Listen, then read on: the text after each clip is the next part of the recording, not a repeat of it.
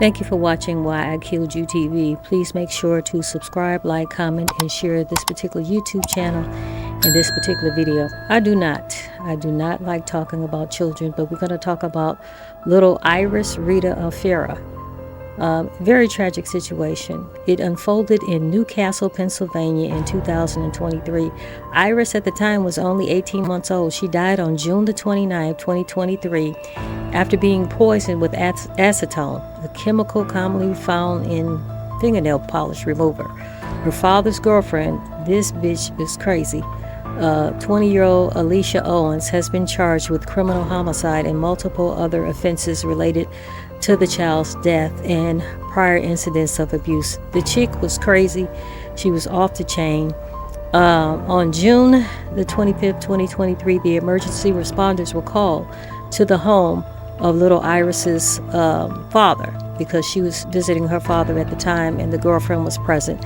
And they found little Iris unresponsive. She had to go to UPMC, Jameson Hospital, and later she was airlifted to a children's hospital in Pittsburgh. June the 29th, 2023, little Iris succumbed to her injuries. Unfortunately, she succumbed to it. She was loved by her family.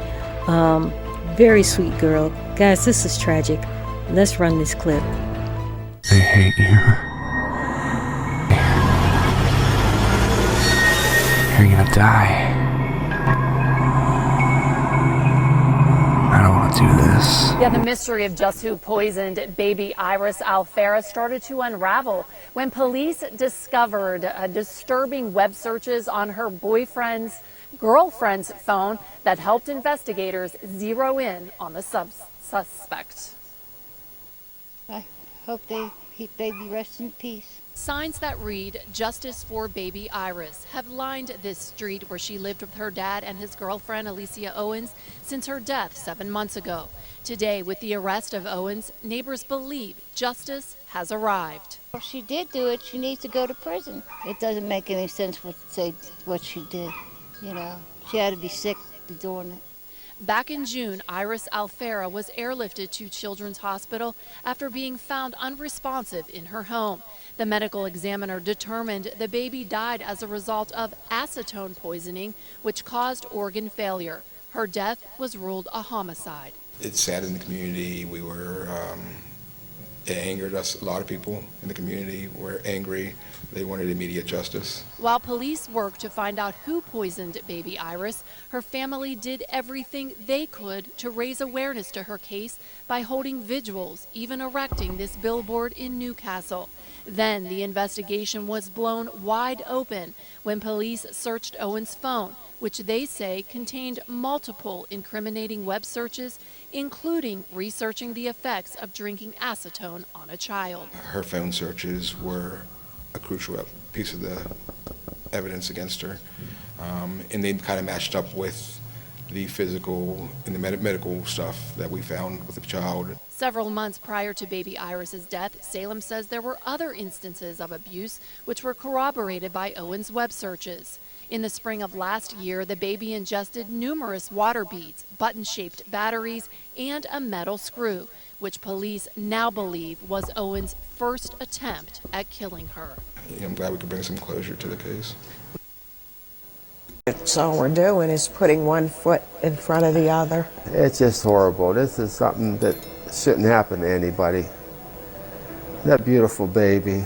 Candace and Frank Alfera hold back tears as they remember the day their daughter Emily called them to say their 18-month-old granddaughter Iris, who lived with them, was unresponsive while in her father's care. She changed our lives, made us the happiest two people in the world.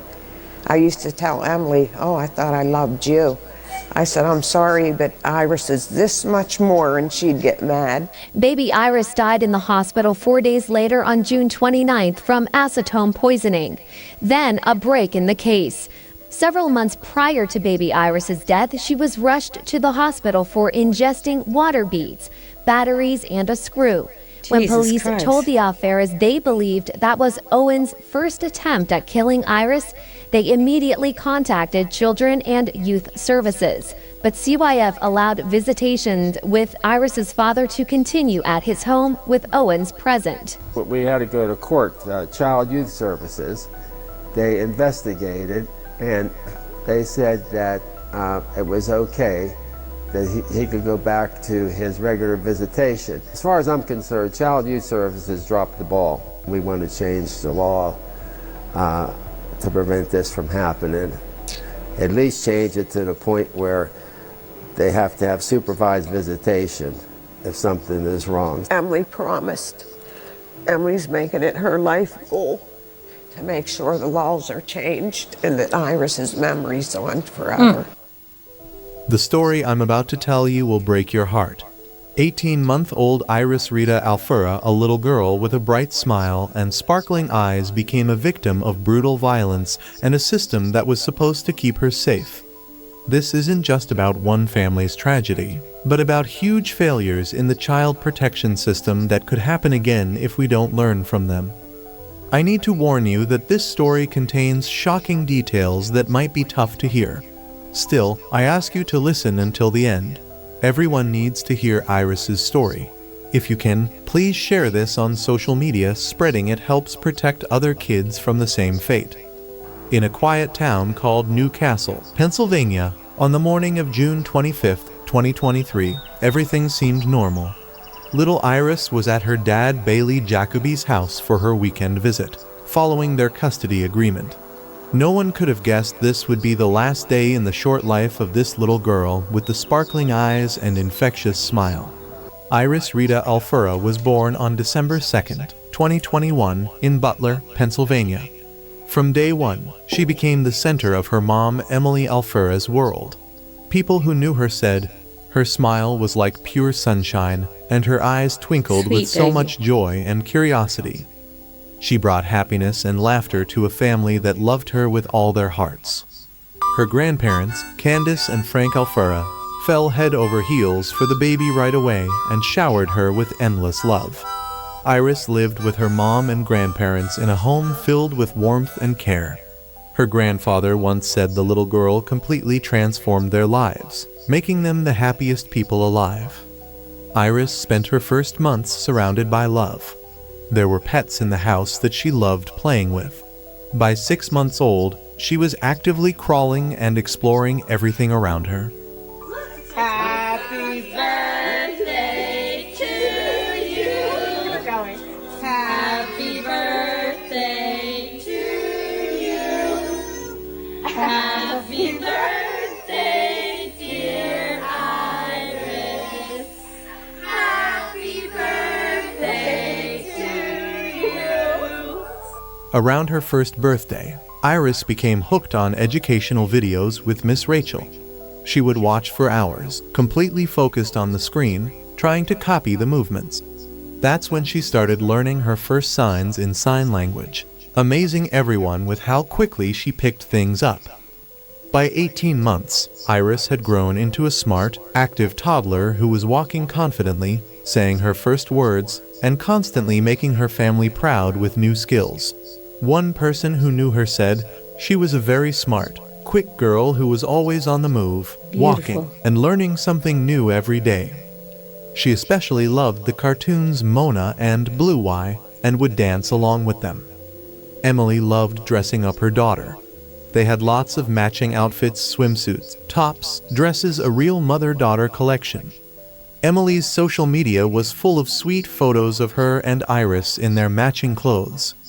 On Mother's Day, May 14, 2023, just over a month before the tragedy, Emily posted a photo with her daughter and wrote, "The greatest gift I could have ever dreamed of your smiling face. I love you so much, Iris Rita. You make me so proud to be your mom." The relationship between Iris's parents, Emily Alfera and Bailey Jacoby, was good, even though they weren't a couple anymore. They stayed friendly for their daughter's sake. When Iris turned 13 months old, the court set up a schedule. She would spend every Wednesday and every other weekend with her dad. Bailey lived with his girlfriend, 20-year-old Aleisia Owens, who was studying to be a nurse. According to Emily's mom, Emily and Bailey were wonderful co-parents. They were flexible about visits. If Bailey wanted to see his daughter on a day that wasn't scheduled, Emily always said yes. When Iris was with her dad, Emily constantly asked for photos and videos of her daughter. They did video calls and texted often. But as it turned out later, behind this peaceful picture was a dark, twisted jealousy.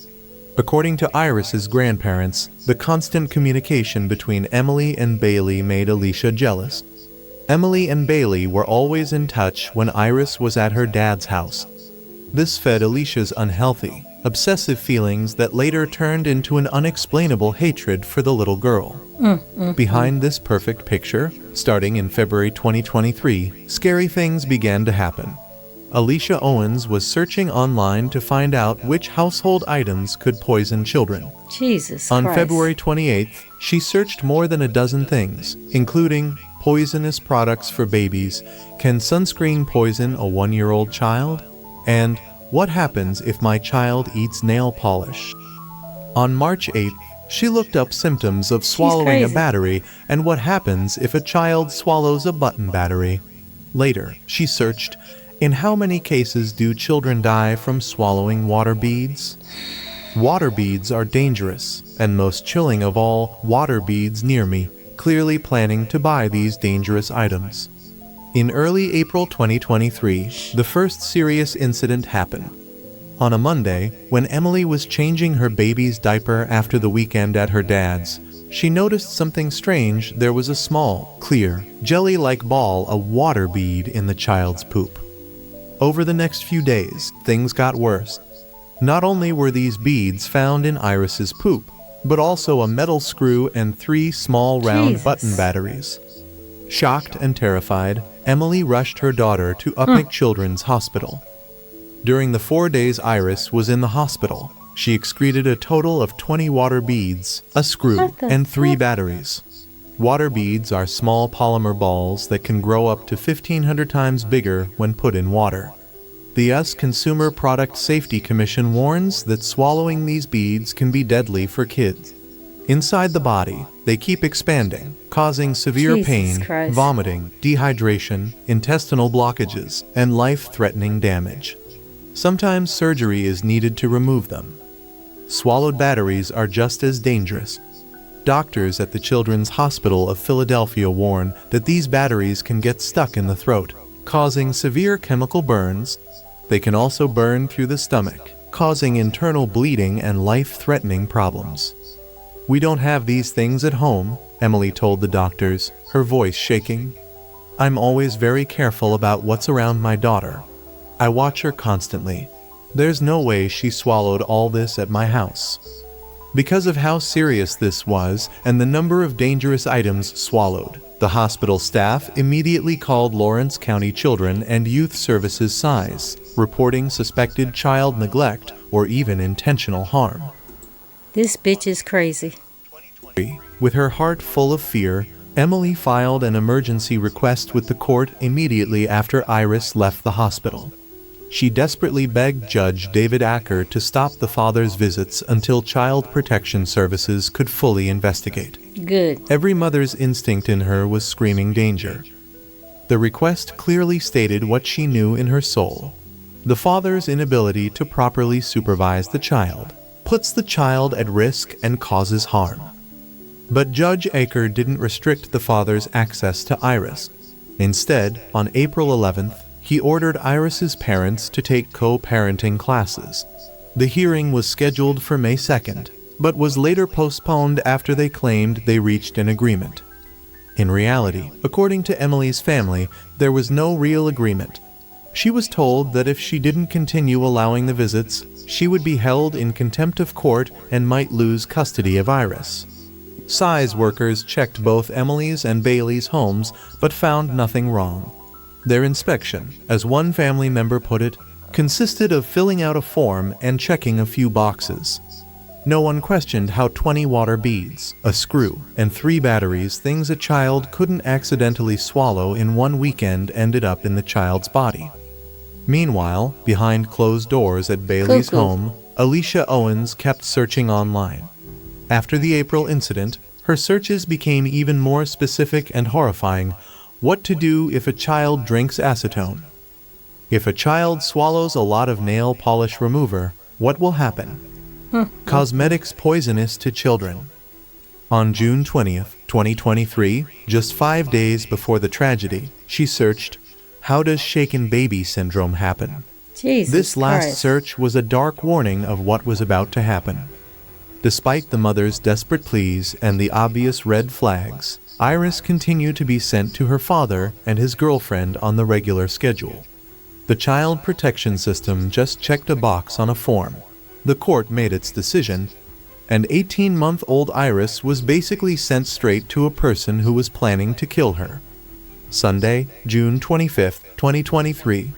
In Newcastle, Pennsylvania, the day started like any other. Iris, as usual on weekends, was with her father Bailey Jacoby and his girlfriend Aleisia Owens. In just a few hours, she was supposed to go back to her mother. During the day, Bailey decided to run to the store to buy a few things for his daughter before taking her back to Emily. He left Iris with Aleisia, his 20-year-old girlfriend who was studying nursing. When Bailey was already at checkout with a cart full of groceries, his phone rang. It was Aleisia, and she sounded panicked. "Bailey, something's wrong with Iris. I was in the living room watching TV when I heard a strange sound, like something fell. I think she fell off the bed. I ran to check, but she's not responding.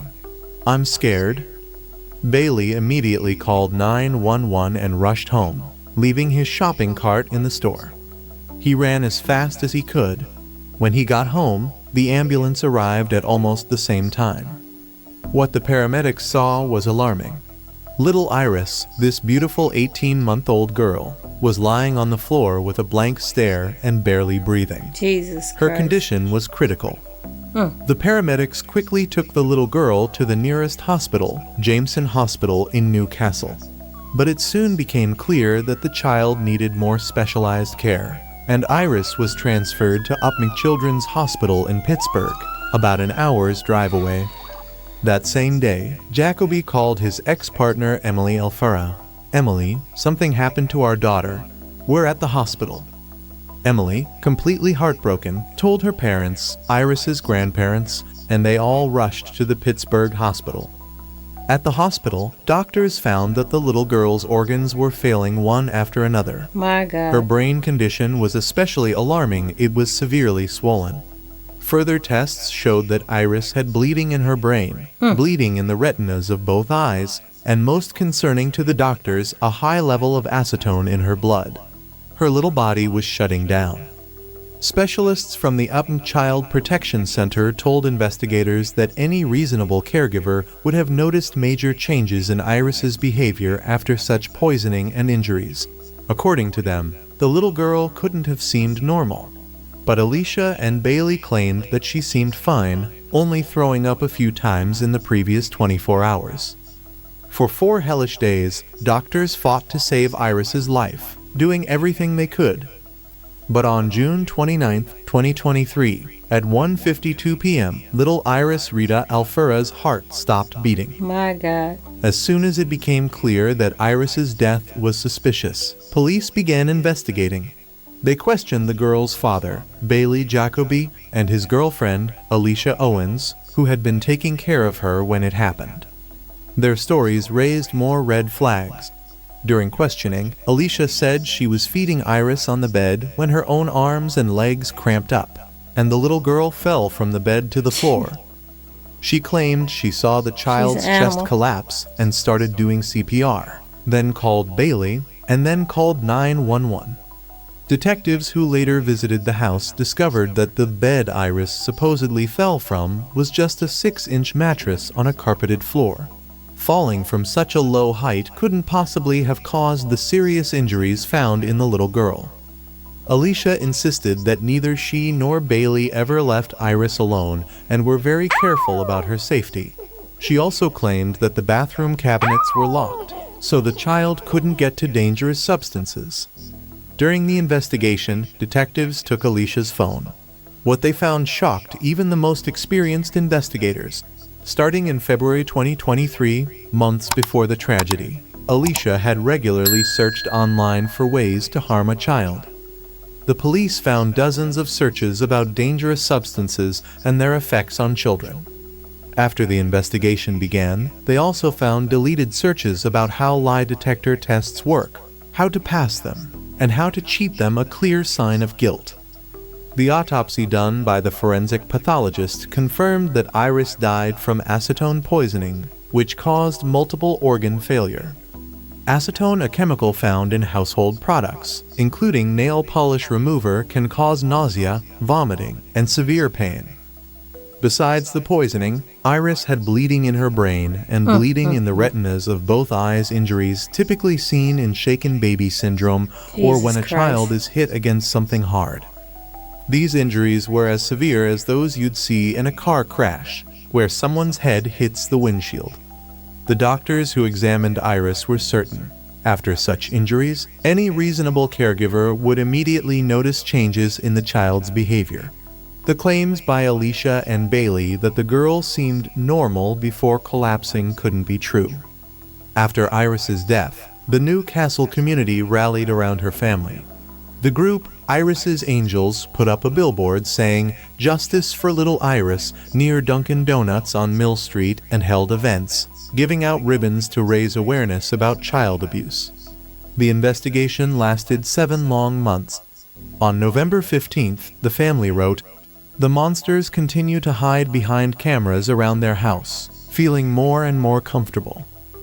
On December 13th, 170 days after the tragedy, not hearing her laughter, not seeing her smile is unbearable. On January 10th, 2024, 196 days later, Aleisia Owens was finally arrested. She was charged with 9 serious criminal counts. 3 counts of first-degree murder, 4 counts of aggravated assault on children under different age categories, and 2 counts of endangering the welfare of a child by a parent or guardian. If convicted, she faces life in prison. She was denied bail, with her preliminary hearing originally set for January 24th. The trial, which was scheduled to begin on January 6, 2025, has since been postponed. According to court officials, there is no new trial date scheduled at this time, as the defense recently changed legal counsel. Throughout this process, witnesses reported that Owens has remained disturbingly calm, showing no signs of remorse for what she did to the innocent toddler who trusted her. Iris's family created the Iris Angels Fund, raising over $17,000. They plan to hold a 5K run and create scholarships in Iris's name.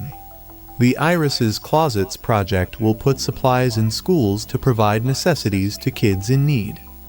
Frank Alfera doesn't mince words. Size dropped the ball. They should have acted after the April incident. On December 30th, the family addressed officials. "Remember her name for the rest of your career. Say it every day and remember why she is not with us." Emily, Iris's mother, has dedicated her life to fighting for changes in child protection laws. "I want people to know her face. This is not just statistics," she says, working to prevent similar tragedies in the future. Iris's story reveals major failures in the child protection system, ignoring warning signs, half-hearted inspections, and putting pressure on a mother who was just trying to keep her child safe. The main lesson is that warning signs can't be ignored. If an 18-month-old child swallows 20 water beads, a screw, and 3 batteries, if the caregiver's search history is full of queries about poisons, something needs to be done right away. Iris Rita Alfera, through her tragic story, forces us to face a horrifying truth. The system meant to protect the most vulnerable children can completely fail them. They hate you. You're gonna die. I don't want to do this.